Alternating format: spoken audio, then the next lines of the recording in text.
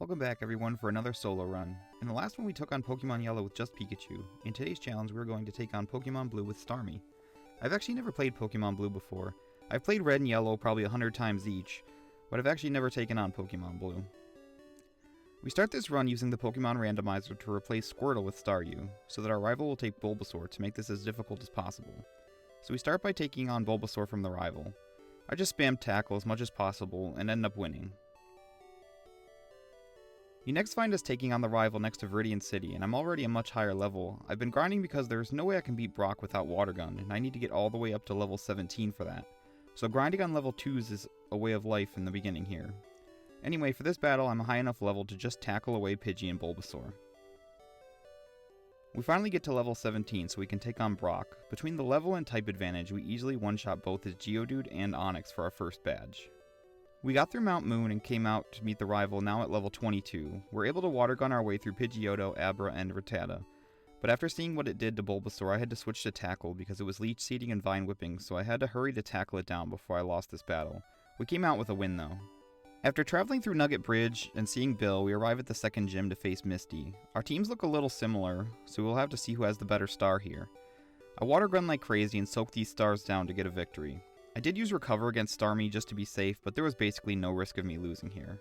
I get down to the SS Sand for the party and bump into this cool rival.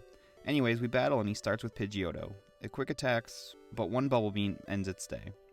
Next is Raticate, it once again hits me with a quick attack, but Bubble Beam works on it too.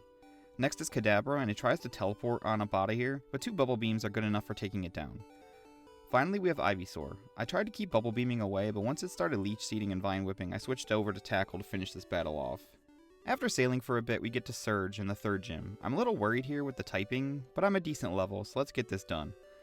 Luckily with the other trainers in the gym, I was able to get to level 32, which gave me Swift, so that's the plan. We have to take on Magnemite, Pikachu, and Raichu, and we're able to Swift our way through it. And I was getting to low health, but was still able to win. The next major battle is running into the rival again in Pokemon Tower. He starts the battle, as always, with Pidgeotto. Since we got the TM for Thunderbolt at the third gym, we make quick work of it. Next is Gyarados, and a Thunderbolt for that was an easy knockout. Third is Growlithe, and Bubble Beam one-shots that. Next is Kadabra. I used a Thunderbolt, it tanked it, and disabled Recover. I used Swift to finish it off. Finally we have Ivysaur. I used Swift, it did about half, then tanked a Vine Whip, and hit another Swift. He uses a potion, but the third Swift finishes the battle. Once that's a Venusaur, that's going to be a problem until I get a Psychic-type move. Next battle I do is a little out of order, but I do the rival battle at Silph.Co. He starts with Pidgeot, which I can take out with 2 Thunderbolts, then he switches to Gyarados, who just takes a single Thunderbolt. Then third is Growlithe, with 1 Bubble Beam takes care of that. Then comes in Alakazam, which took me 2 Tri-Attacks, and finally we have Venusaur, and since I can't grab Psychic because Team Rocket is blocking all of Saffron, I just use a few Tri-Attacks and it ends up working, before Vine Whip or Leech Seed take me out. I'm just glad he didn't use Razor Leaf in this battle. Right after that we take on Boss Rocket in the Silph President's office. And he begins with Nidorino. He as usual uses a guard spec between my Bubble Beams, and we take it right down. Next is Kangaskhan, and 2 more Bubble Beams do it. Third is Rhyhorn, that's only 1 Bubble Beam, and finally is Nidoqueen, which just took 1 crit Bubble Beam more. We took a little damage, but no real threat from Giovanni yet. After getting out of Silph, I was able to go in the house in Saffron that gives the TM for Psychic. I get rid of Tri-Attack for it and immediately go to the Celadon gym.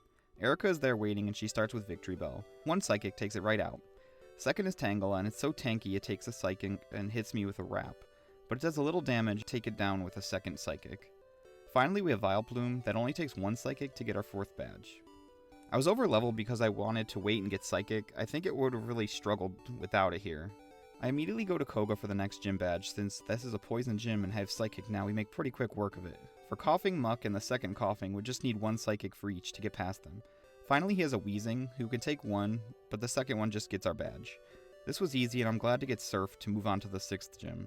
For the Psychic gym, we start off needing 1 Surf for Kadabra, and again for Mr. Mime. Venomoth took me 2 hits, and then finally Alakazam gave me a little fight, hitting me with a Psy Wave, and then recovering some health before finally getting Surfed right on out of here.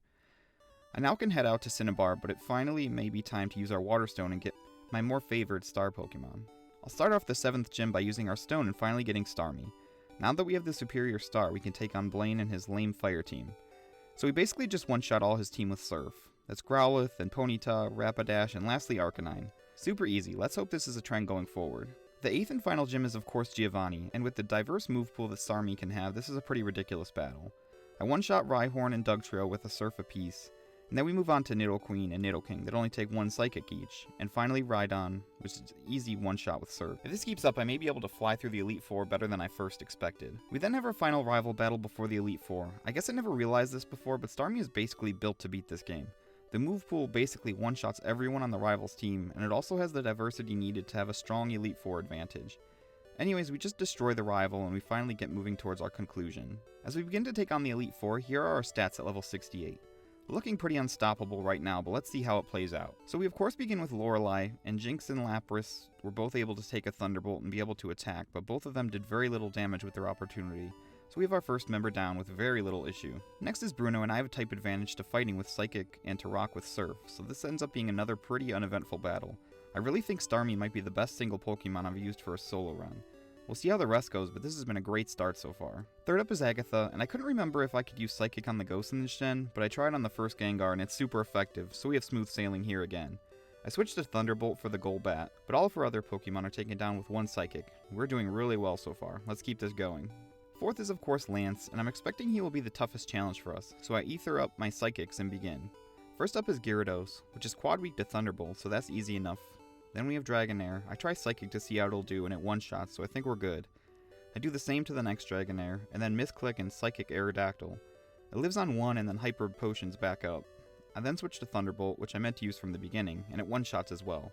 Finally we have Dragonite, so I try Thunderbolt because it flies, right? It doesn't kill, but it does good damage as a crit, and it misses Slam on me. We finish the battle with Psychic and get untouched through the entire battle. We move on to our final challenge, the Champion. I think we have the moves here, so I just Elixir up to make sure we have enough PP. He begins with Pidgeot, and 1 Thunderbolt takes it right down. Next up is Alakazam. It hits me with a Psychic for a little bit of damage, but 2 Surfs take it right down. Third is Rhydon, and I just Surf right away, and it takes that down as well. Next up is Gyarados, and since it's once again water and flying, I'm able to use Thunderbolt to one-shot. Then we have Arcanine, which I'm able to use Surf, and it takes it right out. Finally Venusaur, which I switch over to Psychic, which one-shots to make me the champion. I finished this run at level 71, with Starmie finally becoming champion. Maybe I should have left it as a Staryu. I know I could have won that way, but I just like Starmie better. So let me know if you guys liked this run. It maybe was a little bit too easy with Starmie. I'm not sure if you guys would rather just see different Pokemon or just see what would be the most difficult. So please let me know in the comments if you'd have any ideas for different Pokemon you'd like, or if you want me to just try to come up with the most challenging battles. But thank you for watching, please subscribe, and I'll see you in the next one.